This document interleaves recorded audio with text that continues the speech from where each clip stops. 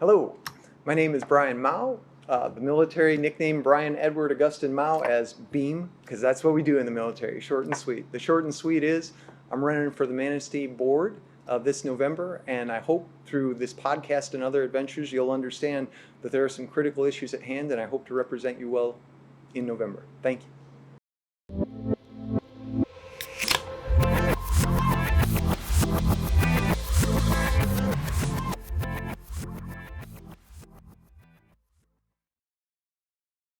So, we could just start off by maybe just kind of recapping the email you sent to me, and your origin story.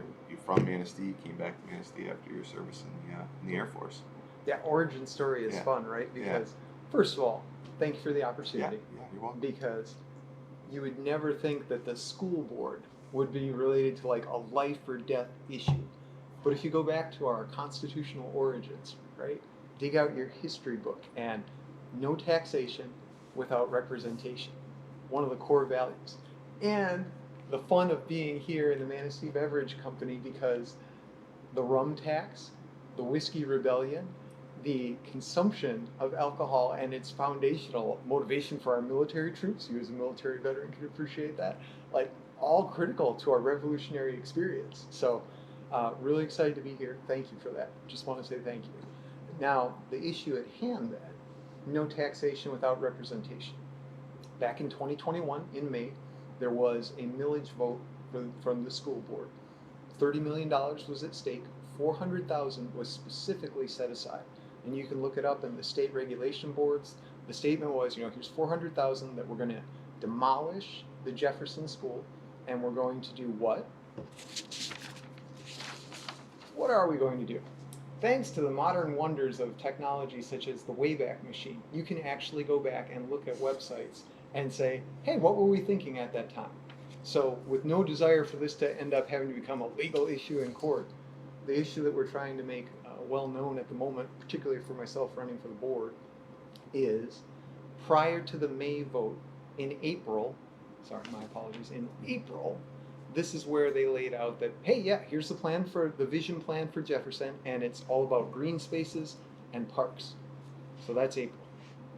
The May vote takes place, and it passes, and suddenly in June, we see the future of Jefferson includes things like single-family housing. And no single-family housing? Single-family housing. First of all, I can't find anybody, and I haven't done a massively extensive search, but millage votes, especially $30 million, not chump change, millage votes do not pass by much. We're talking 80 to 100 votes. So I can't find any yes voter who said, oh yeah, the Jefferson School, when it becomes a single-family housing area, we're going to... No, everybody's like, yeah, it's supposed to become a green space. All the website evidence suggests that it is. So nobody can see this right now, but so what you're showing me is something from April 28, 2021, and on here, I don't have my glasses with me, where it says property consideration could include green space, practice football / soccer field, park, playground area. That's just 3 bullet points.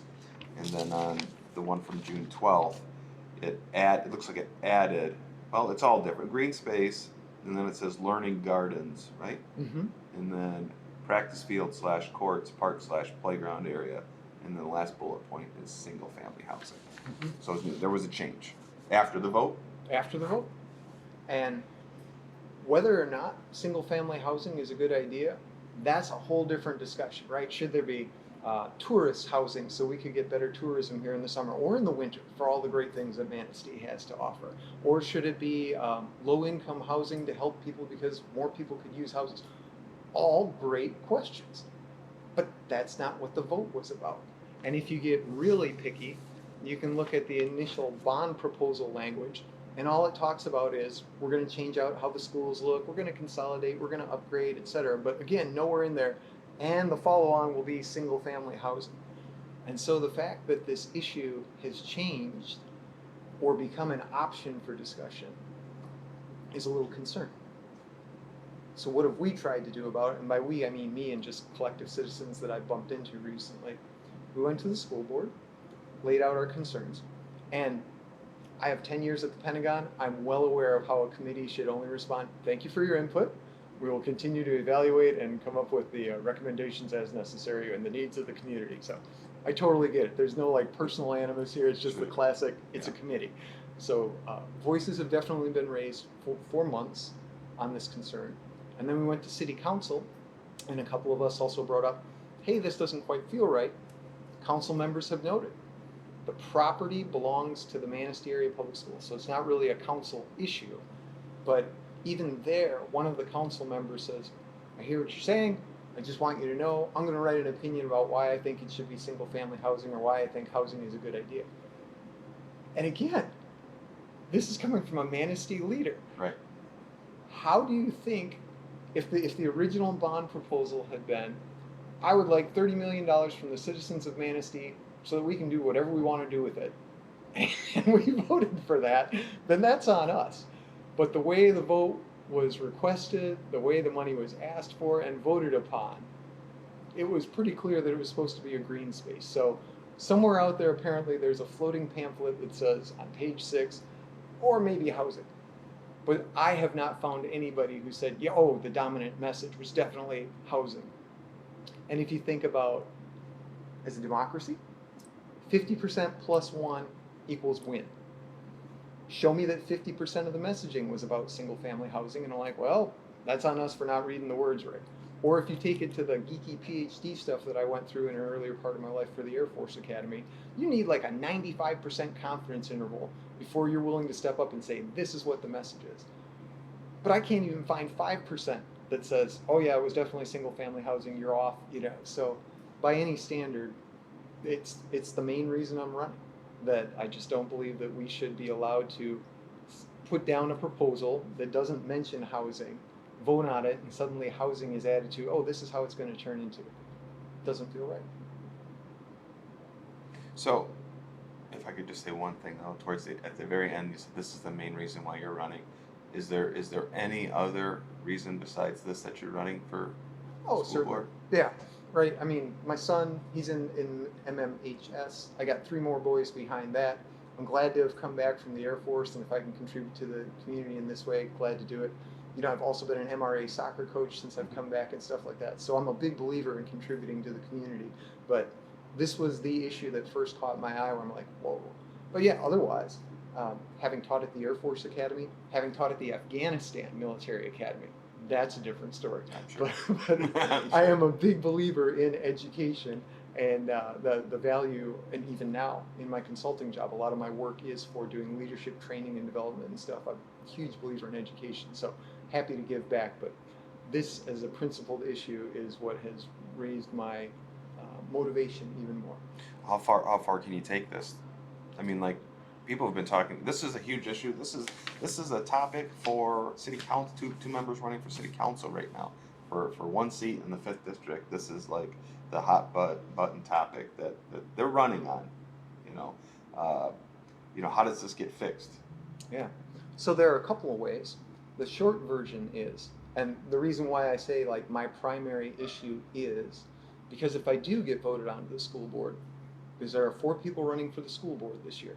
2 of them are incumbents. Again, I don't know them from Adam or Eve, so good on them. But if I show up, because this is the only issue I'm being public about, then if I show up to the board and I'm like, remember, 90% of all incumbents get reelected because these are 6-year terms, people know about name brand recognition, and I totally understand that. I'm the returning kid been away 26 years for the Air Force, right? So I don't know how many people would know me except by these kinds of forums from this issue talk. So if I show up and they're like, whoa, one of the incumbents or both of the incumbents, because I believe Ruth will probably have a similar position as I, if 2 new incumbents show up and there are 2 new members show up and the other incumbents are gone, it's like, this must be a really important issue and the people have spoken. And because through the rule set, any property moves or changes need to be approved by the board, it can be fixed as simple as that in that level of change out the board makes the decision. There's about a 2-year time left before Jefferson is supposed to close down permanently. But if you back that up, people start usually working contracts 9 months to a year out. So maybe there's a year left for wiggle room. So really, this is probably the only election where if you vote for Beam, you're kind of saying, I'm voting because I think Jefferson Green Space should be the way it is. And sure, he's a fine educator, and yeah, he's an adult, and he was in Manistee native, and that's all great. But this is a real issue that he was linked to. So that's kind of my cause on that. I love it. I mean, yeah, because like I voted for this, right? And like I think a lot of people, we just voted because we were voting with, I've got a 6-year-old who goes to Jefferson. I've got a 17-year-old who's still in MAPS, who's a junior in high school, and a 19-year-old who's graduated now and off to college. So, and I went to school here, so I understand the need for better infrastructure. I understand the need for just better equipment, better things for our young students to grow. And the fact that this issue with the park is really dividing people, and this bond will affect future bonds. Oh, absolutely. This discussion about this space will negatively impact a future ask for monies to improve anything in the education going forward. This is going to not sit well with people, so that it needs to be rectified. You are so spot on. In my earlier adventures with political science and stuff, there is a block of voters that will always vote no. Because for understandable reasons, education doesn't benefit them or anybody living in their household anymore. So that no vote is set. When we're talking about the 80 to 120 margin of yeses, like if you take out 120 people, 120 yeses because they're like, well, sure, the board says they need the money, but then they go off and do whatever they feel like doing. Yeah. There goes the future votes. There goes the future development. And I also have a 6-year-old as my youngest son, so maybe we'll be tracking. Yeah, I'm sure we will. As this goes up. But if you lose your momentum now because the legacy is set that, yeah, they can't be trusted to use the money for what it was said it would be used for, that's either a messaging problem or an integrity problem or just, yeah, you got to get your system right. And the system said it was supposed to be a green space. Is there anything else you want to touch on before we wrap up this little piece here? I think you did a great job, and I love that you got receipts, and I think that's super important because a lot of people are going to say, "Well, show me the proof," Yes. and you have it. Yeah. I think if there was one final statement that came to mind when I was thinking about this whole adventure, is that you're a military veteran. In any of that training or in any of your studies of military history, can you ever recall a single commander who led troops into battle with the rally cry of bigger government, more oversight? No, it was right, give me liberty or give me death or something like that. It's like the idea that we would turn over our money to a nebulous government body for them to do with whatever they want. It's just so antithetical to the Manistee that I grew up in. And I admit, I've been away for 26 years and just coming back into the community, but I'm hoping we can fix this. So I thank you for this opportunity to have the discussion. I thank you for wanting to talk about it. I really appreciate it. Pleasure to meet you, Beam. Super appreciate it.